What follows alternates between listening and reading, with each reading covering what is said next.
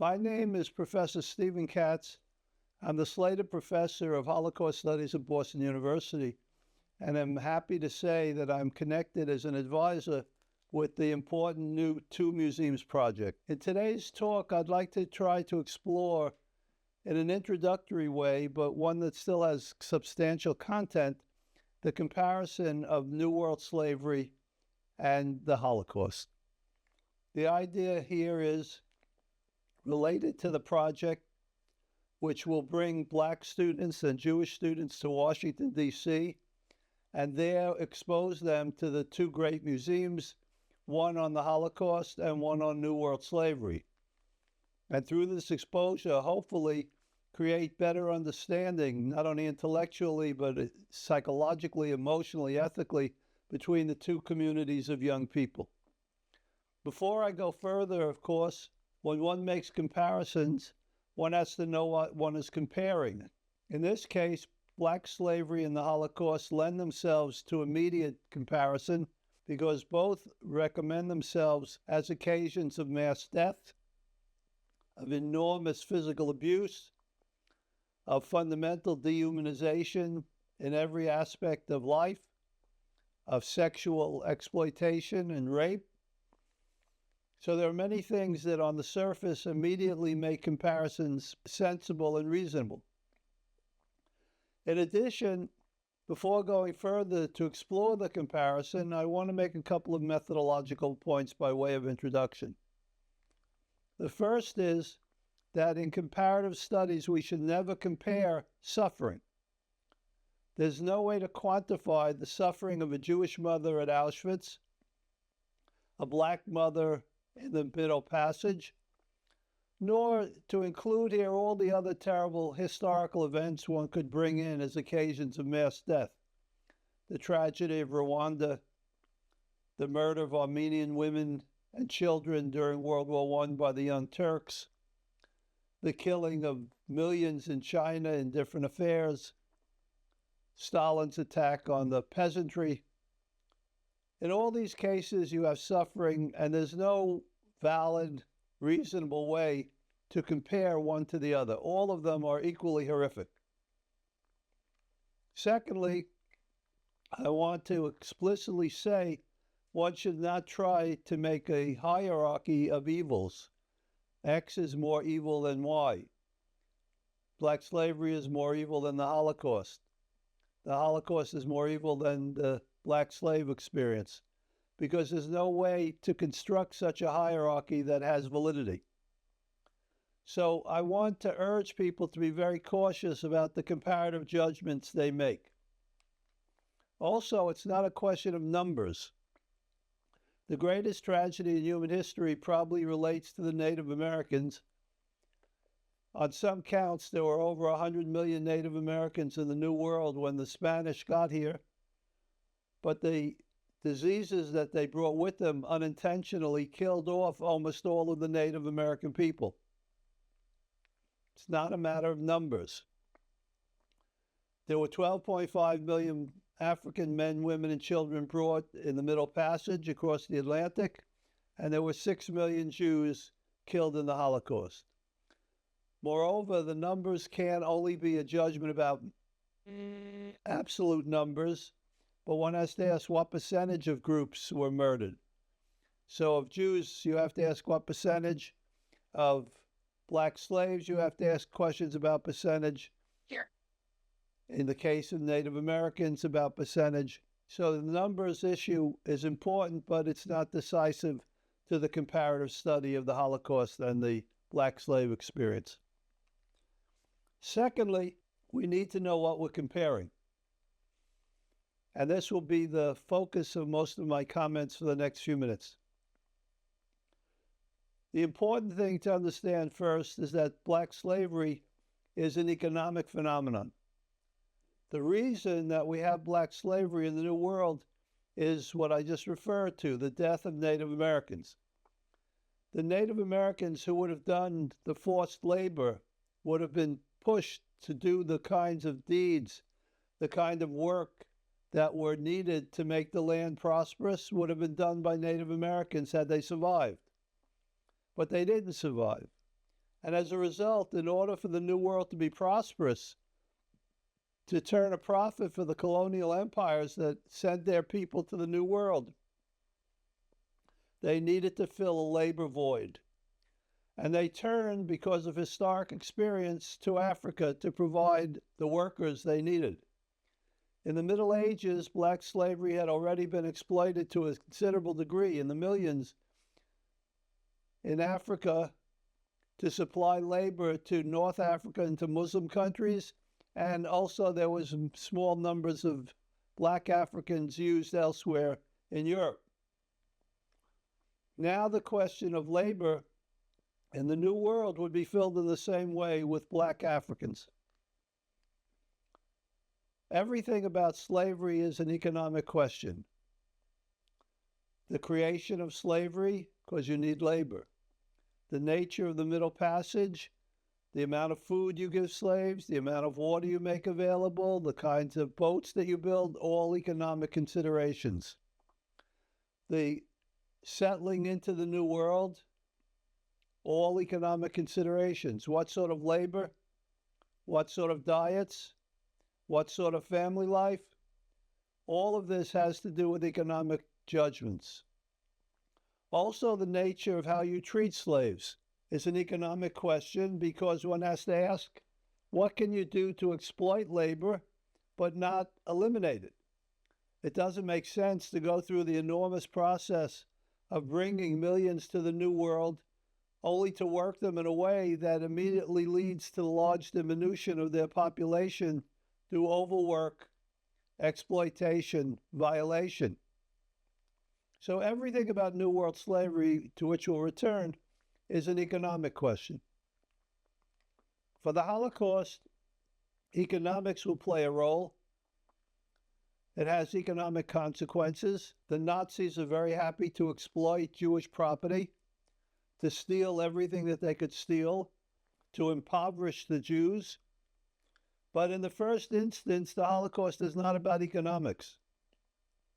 The Holocaust is about a theory of Jewish inferiority, a racial theory that argues that Jews are not like other people.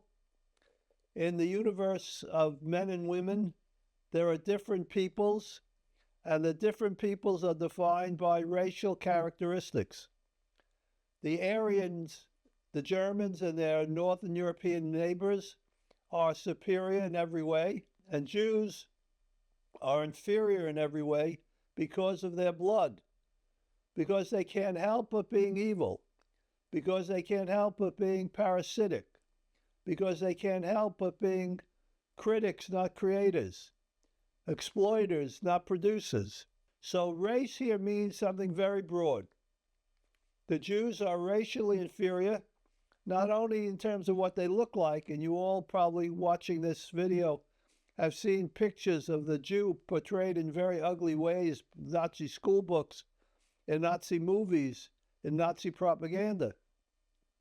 But more importantly, race here means values. Race is what defines what a people does, how a people acts.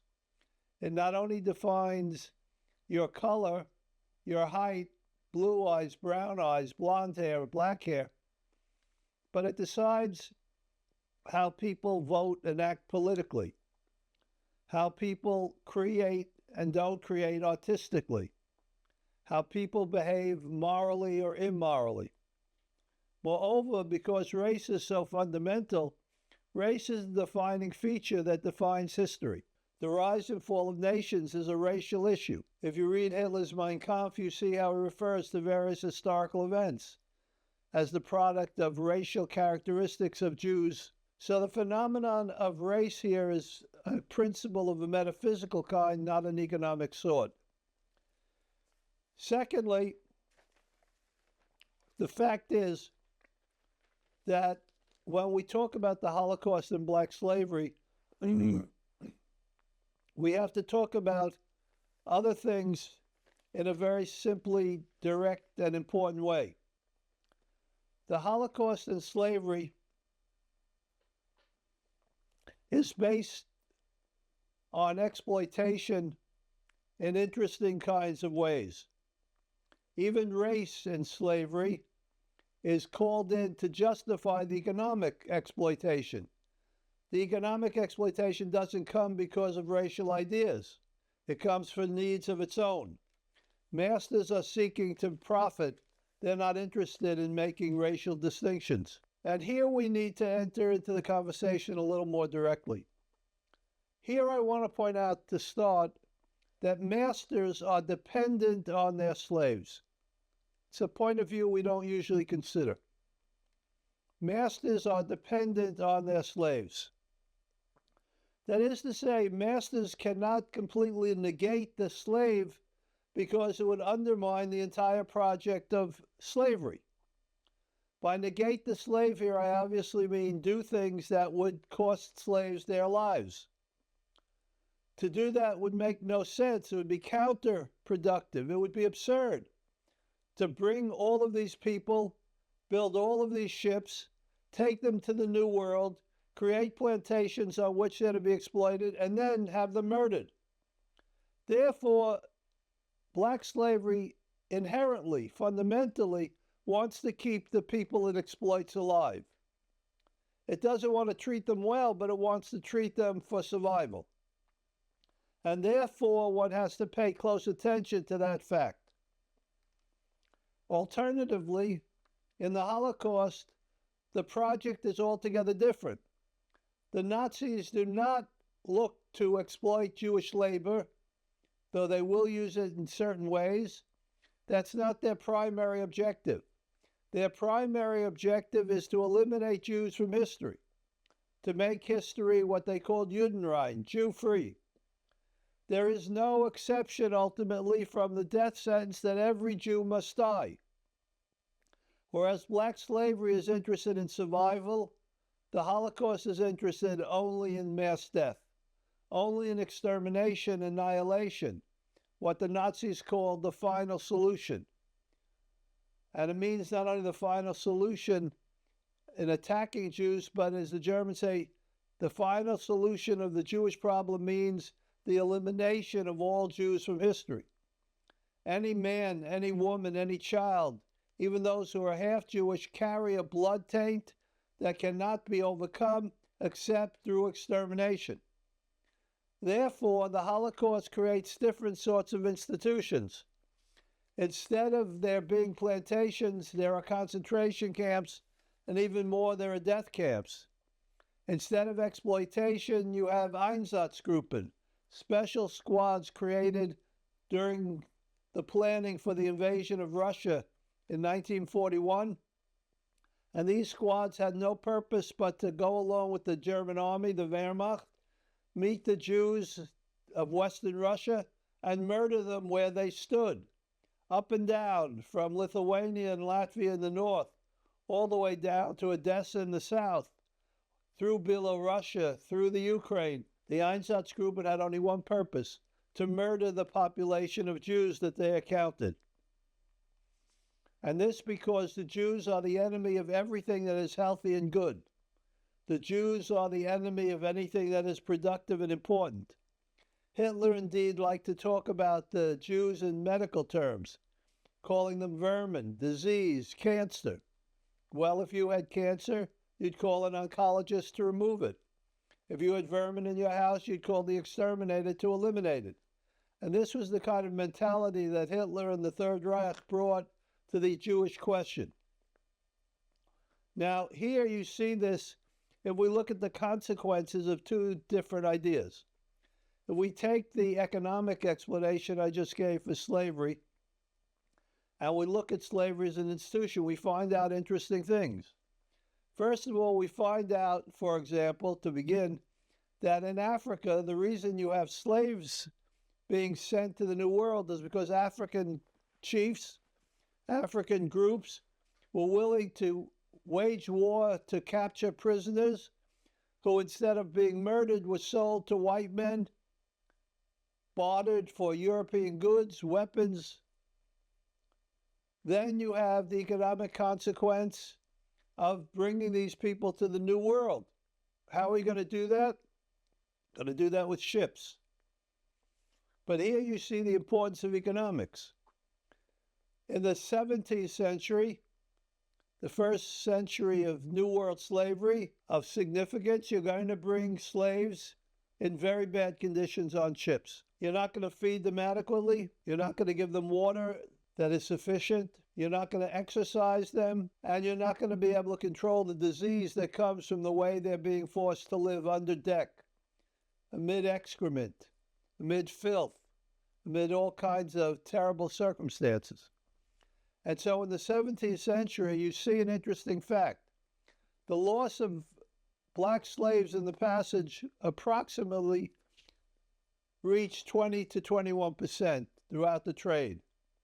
That is to say, of every 100,000, 20,000 people on ships died. However, because of the economic interest, the whole business of the shipping was to make a profit, the Europeans started to study closely how they could reduce the number of loss. And by 1800, the loss rate was 5%, a drop of 15% in the erosion of the cargo. In addition, they had passed laws that required certain kinds of minimums regarding the amount of food that had to be carried to supply every slave with edibles, how much water had to be carried to supply slaves with something to drink in the passage. It mandated that there needed to be a certain amount of space on a ship, so the building of ships changed. Also, very importantly, because this was all done for profit, an interesting phenomenon came to be. Slave ships carried doctors, because doctors could look after their patients, the slave, and reduce the loss rate. In addition, ship captains and officers got bonuses for coming in with low loss rates. So the lower the loss rate, the higher the bonus for the captain and the higher the bonus for the doctor.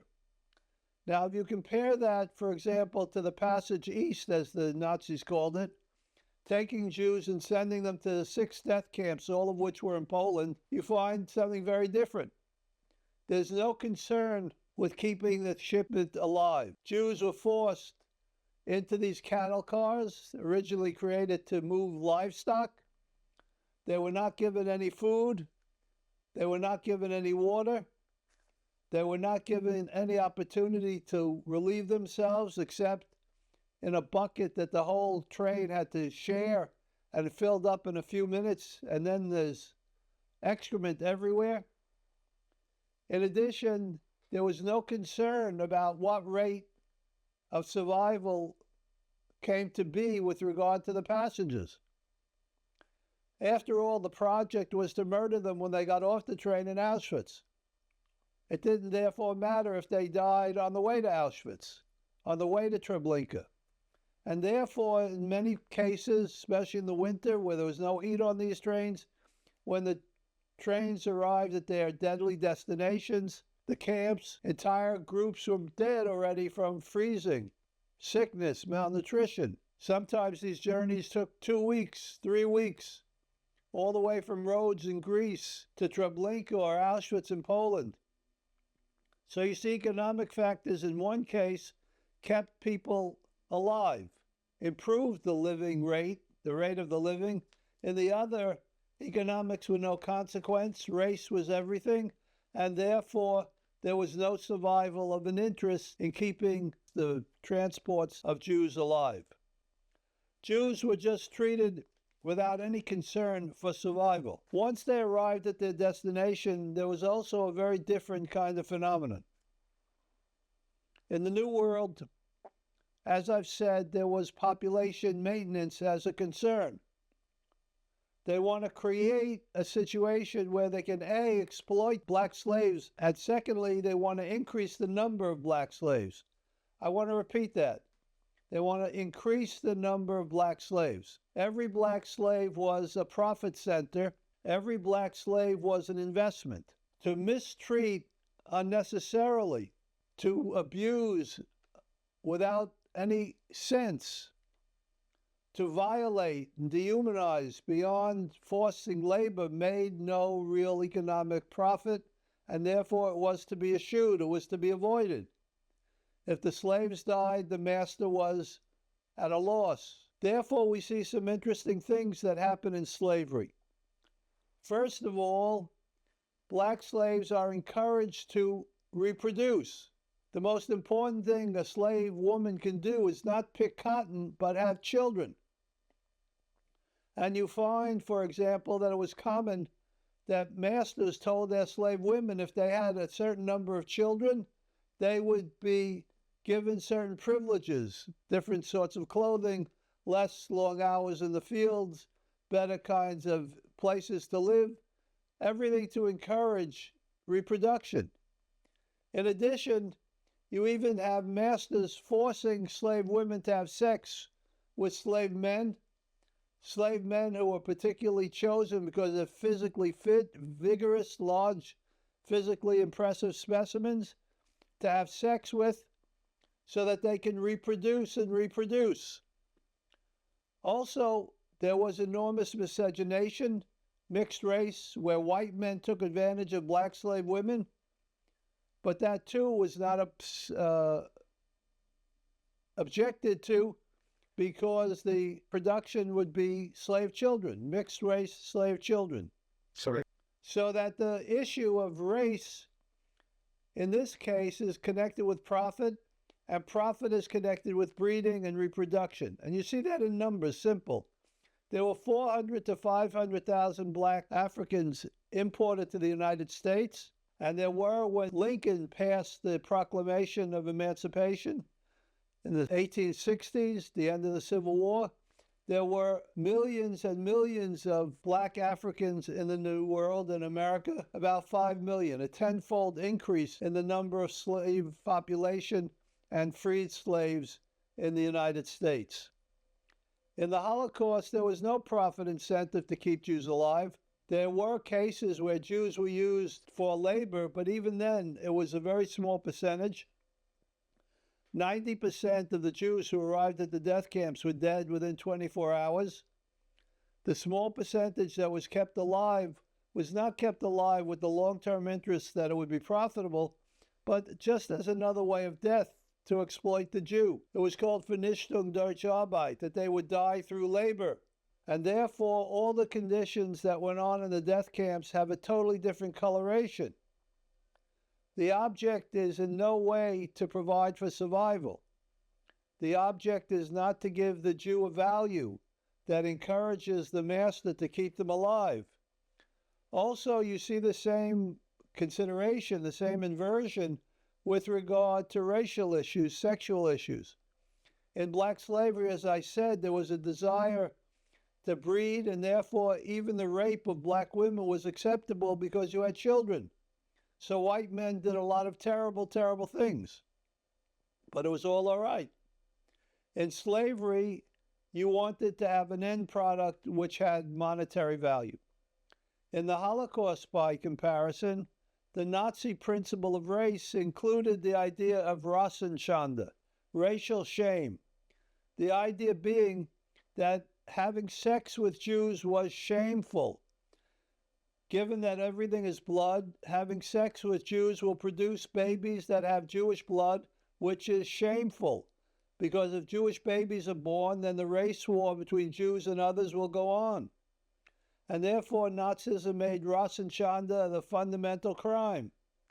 If an Aryan, a non-Jew, had sex with a Jew, that non-Aryan was prolonging the struggle between the races, violating the most important principles of Nazism, and therefore needed to be punished. Often, once the war started, they were killed by the Nazi regime.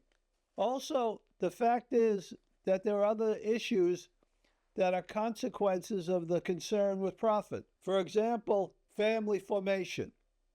Masters understood that it was more likely to be productive sexually, to be productive in terms of children, if blacks could form communities, black families, and therefore they encouraged family formation in most places. Also, in terms of food supply, they tried to make sure that black slaves had at least a minimum of food so that there would be no malnourishment that caused death.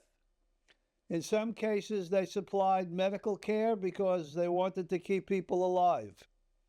They also were very anxious to convert black slaves to reduce their view of white men as horrific monsters.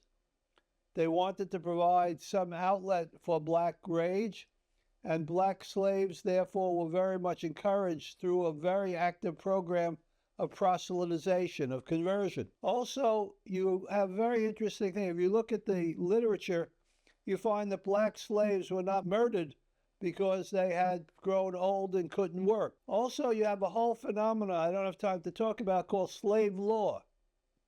White men realized that there were possibility of crime against black men, women, and children. In the Holocaust, you have the reverse in all these matters. All family formation is ended. There is families that go on living together in the ghettos, but once they're deported to the death camps, men and women are separated. Children 12 and over went with their fathers to be exploited for labor. Children 12 and under went with their mothers, generally to be exterminated within a few hours of their arrival. As for food, the calculation of food both in the ghettos and the death camps was to starve the Jews to death. According to all the usual counts of calories, it takes about 2,500 to 3,000 calories for an adult male who is working to stay healthy, and women about 2,500 calories per day. In the Holocaust, in the ghettos, people were getting 300 calories a day by design. The Nazis knew that this was a crucial issue, and they decided on a policy as a matter of course to serve their interests that Jews would be starved to death. In the death camps, the same applied. So food became a source of murder, not of sustenance. In addition, there was no religion, whereas there was proselytization in slavery. All Jewish religious practice was forbidden. If Jews were found to have done something of a religious kind that was detected, services, Day of Atonement, some kind of effort to keep kosher food, they would be murdered. In addition, the Nazis shamed, humiliated, always chose Jewish festivals for days of major actions. They would kill Jewish children on the Day of Atonement to show that it was they who made a decision of who should live and who should die, not the God of Israel. Also, you have things done to Jewish women, have nothing to do with profit, have everything to do with this idea of racial inferiority. They're chosen because they don't matter. It's no point. They don't have any reason to live as the subjects of medical experiments. We have these horrific medical experiments, beginning with sterilization. How can we sterilize Jewish women and Jewish men so that we could keep them alive a little longer for labor? But this never produced, despite all the suffering and horror, never produced any really useful results. In addition, there were all kinds of terrible experiments on children. There was a monstrous physician at Auschwitz called Mengele, and he had a special interest in experimenting and dissecting and killing Jewish twins, because he thought if he could discover the secret of twins, then Germans could have births that would be more than one at a time. And this was necessary to build a strong Germany, to have a strong population. So you see the conditions of the camps and the conditions of the black plantations were radically different. In addition, there's one other item you need to understand. There was in the New World everywhere, from Brazil to North America, to New York, to New Jersey, to Massachusetts, the issue of manumission. Manumission means freeing slaves from being slaves. It's a radical transformation of their circumstance. At one moment, they are things, they are merchandise, they are pieces as if they were objects like lamps and tables and chairs. But there was the possibility that you could liberate them, remove their status as a slave, and give them the status of free men and women. That's called manumission. What's interesting is how much manumission there was throughout the Middle States, Maryland, Virginia especially, but also, of course, all over the Northeast. Eventually, all the colonies and then the states of the United States had laws that allowed for manumission. Even in the Deep South, you had about 6 or 8% of the slave population was liberated, manumitted, and therefore became free men. And the whole circumstance of blacks in America changed from this point forward.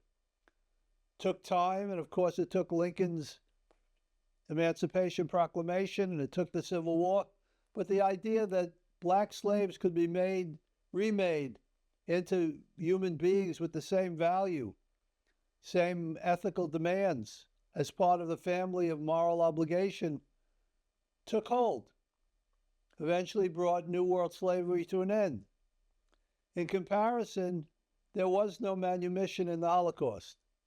There was nothing the Jews could do to get out of the Nazi rule that all Jews must die.